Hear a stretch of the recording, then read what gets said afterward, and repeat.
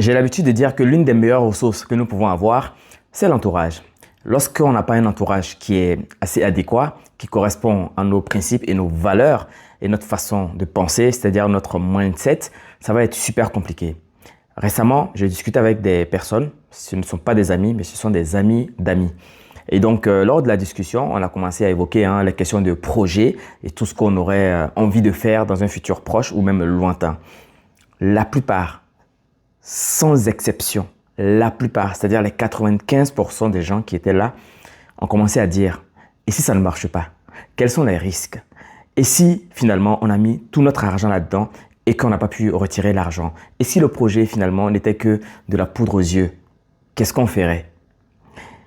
Du début jusqu'à la fin de nos différentes discussions, j'ai eu que ce genre de questions-là. Et à un moment donné, je commençais à être découragé et ça m'a permis quand même de prendre beaucoup de recul.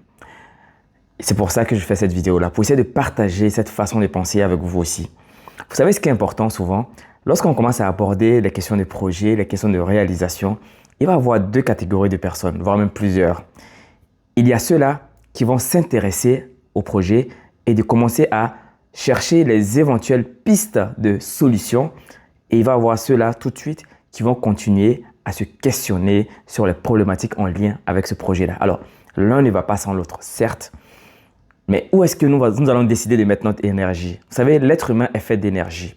En fonction de là où vous allez mettre le plus votre poids, c'est là où ça va le plus marcher. Si vous commencez à vous concentrer sur les questions assez négatives, les questions qui ne vont pas amener le projet à aller de l'avant, croyez-moi, le projet n'ira pas de l'avant. Mais si vous commencez, par contre, à mettre le poids du corps sur les vraies questions, par exemple, une question simple, on t'explique un projet, c'est de te poser la question, comment faire pour que ça marche? Eh bien, durant la discussion, aucune personne n'a posé cette question-là. Comment faire pour que ça marche? Personne n'a posé cette question-là. Donc, au final, on a fini de parler. Personne ne sait ou n'a su comment fallait faire pour procéder pour que ce projet puisse, par exemple, réussir. Et je pense que c'est le problème de la plupart des personnes. Lorsque tu commences à leur expliquer un projet qui, pourtant, est un projet viable dans le sens littéral du terme, ils ne posent pas les bonnes questions. Ils commencent à poser des questions plus qui vont vous décourager, qui vont vous alerter sur les questions de la peur, de la prise de risque, que sur les questions de l'opportunité que nous allons avoir en lien avec ce projet-là. Alors, souvent, il faut juste se poser clairement et se poser les bonnes questions lorsqu'on vous parle de projet. Tout le monde a envie de devenir comme Denzel Washington. Tout le monde a envie de devenir comme, je ne sais pas, toutes les personnes que nous voyons qui sont assez riches, qui sont dynamiques, qui donnent envie, qui décident de voyager d'un jour à l'autre sans forcément se poser des questions. Mais rares sont les personnes, justement, qui ont envie de prendre les risques qu'eux, ils ont pris. Écoutez, il n'y a pas de feu sans braise. Il n'y a pas de feu sans braise. Alors, si vous avez envie de réussir, si vous avez envie, justement, d'atteindre ce plein potentiel de vous-même, acceptez de prendre le risque. C'est dans la douleur qu'on réussit. C'est dans les échecs qu'on bâtit une certaine forme d'expérience. Il n'y a pas d'expérience s'il n'y a pas d'échec.